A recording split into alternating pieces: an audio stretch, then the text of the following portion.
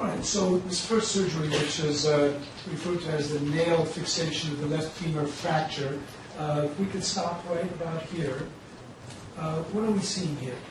So they've taken the piece of bone that was sticking out through the skin, and you pulled traction on it so that you can get it back into the leg and try to line it up with the other piece that's closer to the knee.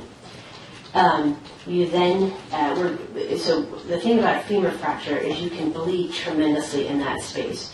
And people can die just from femur fractures. It was very common, actually, historically, for people to die from femur fractures. So we try to line them up as quickly as possible and get the ends touching one another. So in order to do that, it's like a shish kebab. We actually put a rod down the center portion of the bone. If you look at a bone, you have sort of the spongy center portion and then the thicker ring around the outside. So we place the rod through the center of the bone in that spongy section. And if you look at a bone, that inside part there, you can get at it either from the bottom by going through the knee or from the top by going through the hip. So in this situation, they went through the knee. And they made an incision in the front part by the knee. You move the kneecap to the side, and then we can actually see this exact view, and we're looking at that. And we make entry into the bone. We just make a little drill hole, and then we put a guide wire up that lines everything up. Then we take something called a reamer, which is like a rotor-rooter, and we clear out all that spongy bone.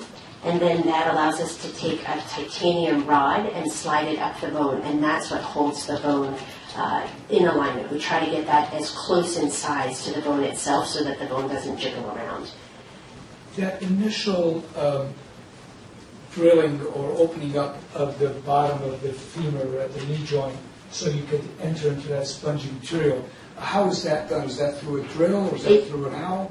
Well, you can either use a drill or an awl. I personally like to use an awl, which is like a little ice pick, and you essentially get in with a sharp tip and then you cut a hole.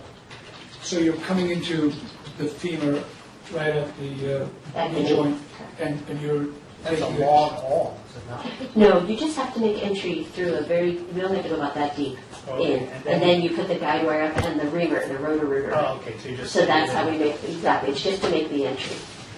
So the hard part is the first an inch or less than an inch, Correct. and then it's softer, and that's when you put the longer rotor-rooter kind of thing. Correct. You just described the reamer.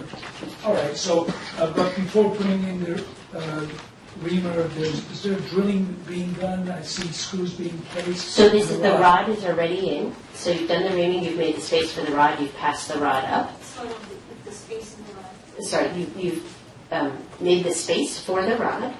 Then you slide the rod up inside the bone. And the problem is that you have two pieces with muscles attached to it, and they can spin on the rod. So we have to lock into position the rod relative to the pieces of bones. And that's what these screws are for. And that's to prevent the top and the bottom from spinning independently. So 2 screws go at the bottom and 1 screw goes at the top. So those screws are there to keep the alignment? Stabilize the alignment, correct. Did Nick have problems with that alignment that later had to be corrected? He did. He did. Get to that later. So this was the first initial introduction of hardware into Nick. Is this what you were describing earlier, where there had to be a company representative to make sure they had the right kind of hardware to fit him appropriately? Yes. And is he an unusual size, so he wouldn't come in?